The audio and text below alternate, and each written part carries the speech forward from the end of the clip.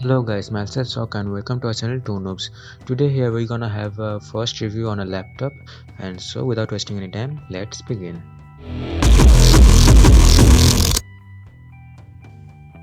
If you are looking for a decent laptop under 40,000 rupees in the market, chances of you to come across options powered by Intel's Core i3 processors or maybe i5-8250U if you get lucky are high. So we will see if the Ryzen powered Asus makes up ground in the market dominated by Intel chips for quite a long time, especially the budget segment. The model we tested comes with the Ryzen 5 2500U, which comes with a Vega 8 integrated graphics on board. It also has a 1TB hard disk at 5400 RPM. The CPU is a quad-core multi-threaded one which gives it 8 logical cores, so practically it's an octa-core CPU.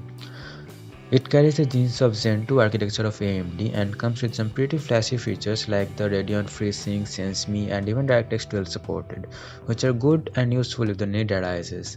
With a base clock of 2 GHz, well, I've seen it usually clock around 1.5 when idle or under little load, and a boost clock of around 3.6 GHz, it's good with the numbers. Little Boy Max is at around 95 degrees Celsius, which is rare thanks to the optimal cooling solution the laptop provides. It also supports up to 2400 MHz of DDR4 memory. I have run a free benchmarking software from User Benchmark, and you can see the numbers for the hardware is pretty impressive considering the price point. Its closest Intel counterpart is the Core i5-8250U, which is slightly better than the Ryzen in terms of core computing power. But hold on folks, you can barely feel the difference in real life stuff. Where the Ryzen really knocks Intel out of the water is in the GPU department. As you can see here, the Vega 8 has 8 computing cores clocked at 1100 MHz, which translates into a performance Intel's UHD 620 cannot catch up. This GPU can even handle AAA gaming titles at 720p low settings, and it is rightly called the beast of 720p gaming.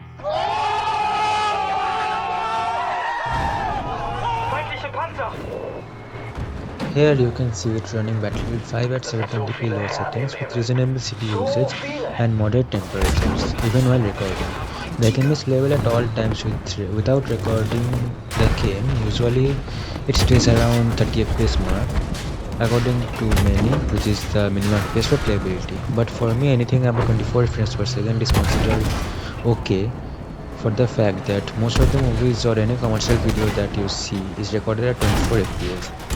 If you want a full walkthrough of Battlefield 5 on this Ryzen 5 2500U, mention it down in the comments. That encourages us producers to make more content for you. Okay, now let's talk about the heat management of this laptop. The CPU with its iGPU is rated for 15 watts usage with up to 25 watt if throttled. This low TDP is what makes me think it's better than even the, let's say, i5 plus MX150 combo found in laptops usually 6 to 7,000 more expensive.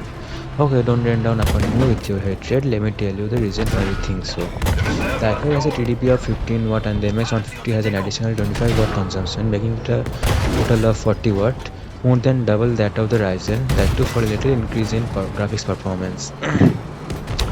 Laptops in this price range have mediocre cooling solutions, and more wattage means more heat to dissipate under load, which doesn't mean good for that combo.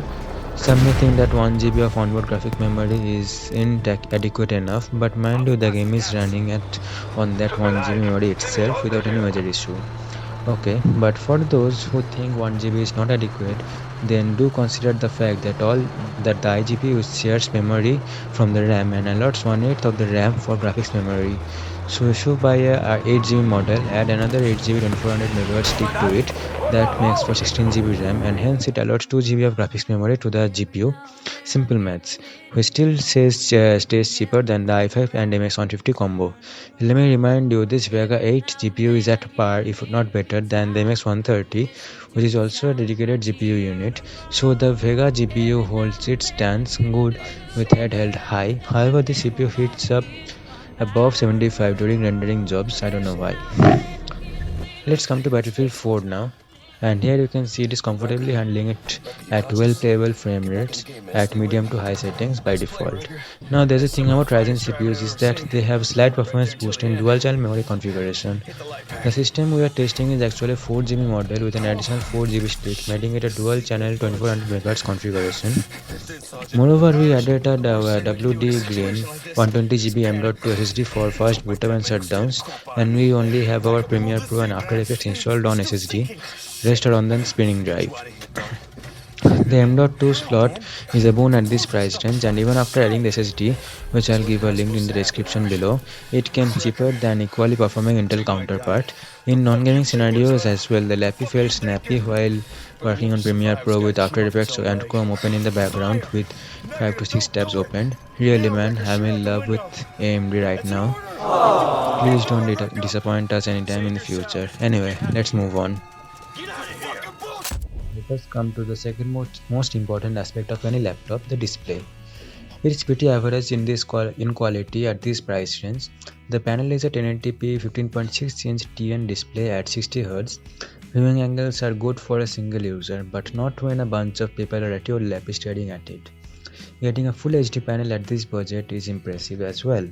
What strikes us most at the first sight is the extremely narrow bezels and the anti-glare coating, which acts as a boon.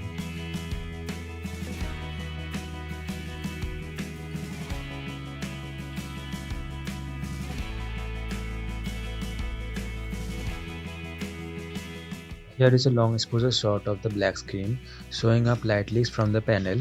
Asus has cut some corners here to keep the prices low. When viewing from front, the colors are good with 45% NTSC color gamut coverage, and the audio is impressive as well, as you can hear. The treatment is working. Oh no! No, no, no, no, no! Oh, baby!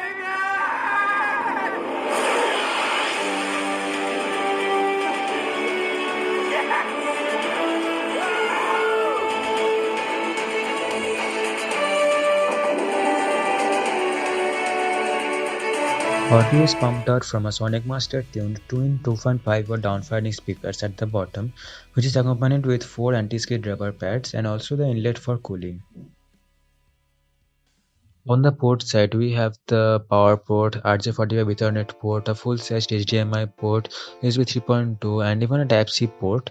While to the right, we have the multi-mode card reader, 3.5mm audio jack, a pair of USB 2.2 ports, and a Kensington lock.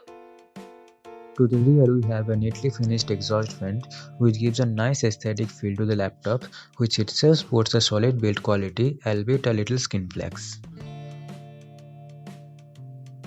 On the power side, it comes with a 45-watt fast charging adapter, which pumps power to a 2-cell 45Wh battery, which itself is capable of providing enough juice to the laptop for 3 to 4 hours of multimedia usage and around 1 to 1.5 hours of gaming or heavy workload. Battery can be optimized using Asus's own battery management app pre-installed in it. The charger itself is quite compact, which feels quite good to have in a world of brickish adapters. Okay, it can fully juice up the laptop within around 2 hours. The keyboard is a standard non-lead chiclet keyboard made from rough plastic with 1.3mm of key travel, which isn't that great in typing, let alone gaming. There is also some key flex at the region around F key. Okay, no pun intended. And practically nowhere else, it's okay. Okay-ish. Saving grace is the neat and big trackpad which supports Windows Precision drivers and all the associated gestures. So, at around 37,000 for the 8GB model available online, is it a good buy? I'd say yes, considering the extremely well built quality of the laptop with its premium looking Fox brushed aluminum lid and despite being made out of plastic. Same goes for the palm rest. Weighing it around 1.68 kilos, it won't break your bag and your lap as well. The subpar display quality with narrow bezels and not so good battery backup with extremely good performance, audio volume and portability makes it a perfect college goer's laptop, and it can handle all engineering softwares quite well. I'd recommend in the end to upgrade to a dual channel memory and a basic M.2 SSD to make the perfect combo of value to performance. As they say, perfectly balanced as everything should be. So guys, if you liked it, please pen down a review of my review down in the comments. I will be uploading some gameplays on this Lappy soon. Bye bye, have a nice day.